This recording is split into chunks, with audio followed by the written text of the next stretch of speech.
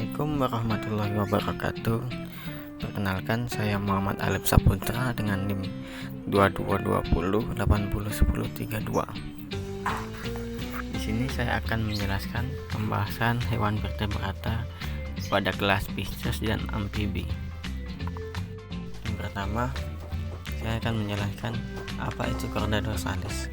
Chorda dorsalis juga dikenal sebagai notokot atau tulang belakang, suatu struktur kerangka internal lentur yang terletak di antara saluran pencernaan dan tali serap pada hewan vertebrata.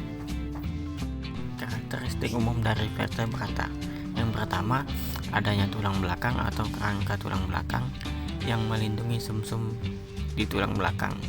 Kedua, tubuhnya terdiri dari kepala, badan, dan dua pasang alat gerak, serta beberapa spesies mempunyai ekor. Ketiga, sistem pencernaannya memanjang dari mulut hingga anus dan dilengkapi dengan kelenjar pencernaan. Keempat, sistem peredaran darahnya tertutup. Kelima, alat ekskresinya berupa ginjal. Dan yang keenam, alat pernapasannya berupa paru-paru, kulit, atau insang. Tiga, apa itu tetrapod? Tetrapoda berasal dari bahasa Yunani di mana tetra berarti 4 dan pos berarti kaki. Tetrapod adalah hewan vertebrata berkaki 4 yang mampu menopang diri dan bergerak di daratan.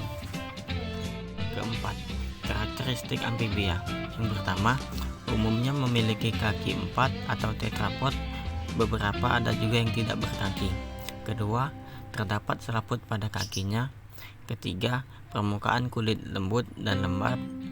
Keempat, sistem pernapasannya dilakukan melalui paru-paru, tidak pada beberapa salamander, insang, dan permukaan kulit. Kelima, amfibia, hewan yang berdarah dingin atau poikilotherm. Keenam, memiliki sirkulasi ganda yang terdiri dari sirkuit pulmonari dan sistemik yang terpisah. Kelima, klasifikasi piranha perut merah. Kingdomnya Animalia, filumnya Chordata, kelasnya Actinopterygii, ordonya Caraciformes, familinya Srasalmidae, genusnya Pygokentrus, spesiesnya Pygokentrus natereri. Keenam, ikan Chondrichthyes. Chondrichthyes atau ikan bertulang rawan adalah ikan berahang yang memiliki beberapa karakteristik khusus seperti berpasangan, lubang hidung berpasangan, sisik, jantung, dan rangka yang terdiri atas tulang kawan, bukan tulang sejati. Mereka dibagi menjadi dua subkelas, Elasmobranchis, hiu dan pari. Selanjutnya, ikan Osteichthyes. Osteichthyes atau juga yang dikenal sebagai ikan bertulang sejati adalah kelas dari anggota hewan bertulang belakang yang merupakan subfilum dari Pisces. Mereka hidup di laut, rawa-rawa, atau air tawar. Ikan bertulang sejati memiliki struktur tubuh yang berbeda dari ikan bertulang rawan, termasuk memiliki sebagian tulang keras, mulut dan lubang hidungnya ventral, celah-celah faringeal tertutup, dan jantungnya hanya memiliki satu ventrikel. Beberapa contoh ikannya yaitu ikan lele, belut, salmon, sarden, dan tuna. Ketujuh, elektroreseptor pada ikan subkelas Elasmobranchis.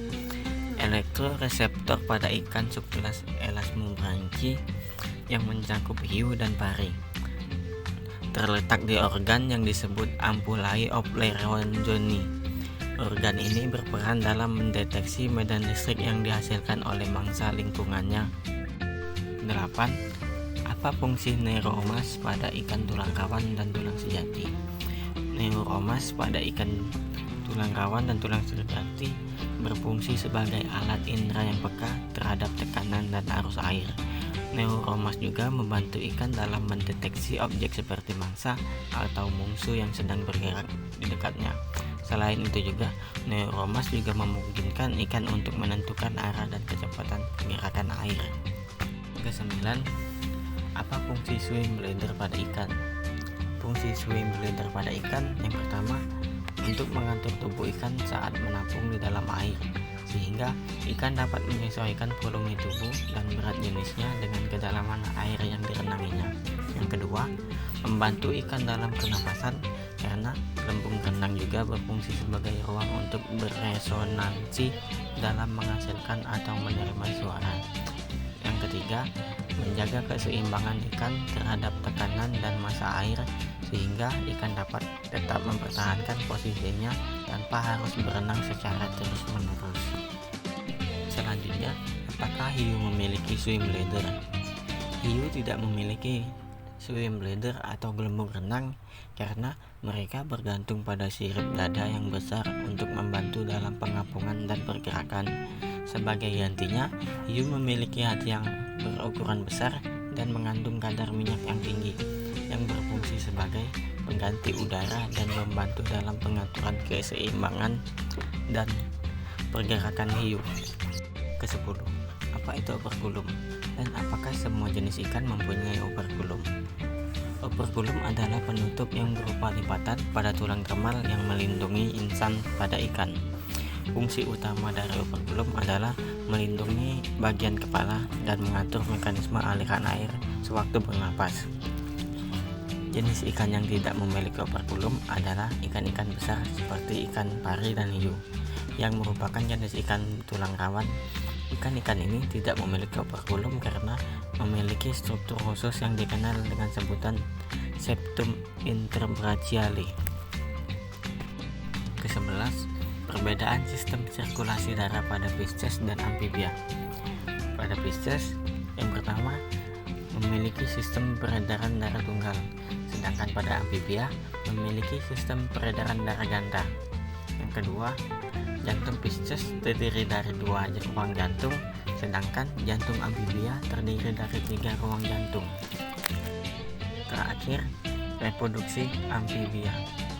Reproduksi pada amfibia dibagi menjadi 3 macam, yaitu pertama terestrial, kedua semi akuatik, ketiga akuatik.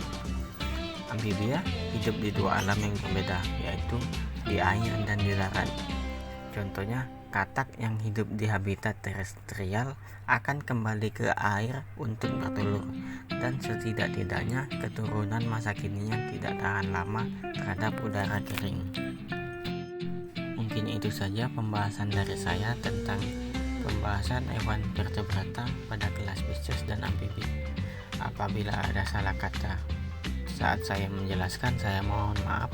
Kepada Allah saya mohon ampun. Wabillahi taufiq walhidayah. Wassalamualaikum warahmatullahi wabarakatuh.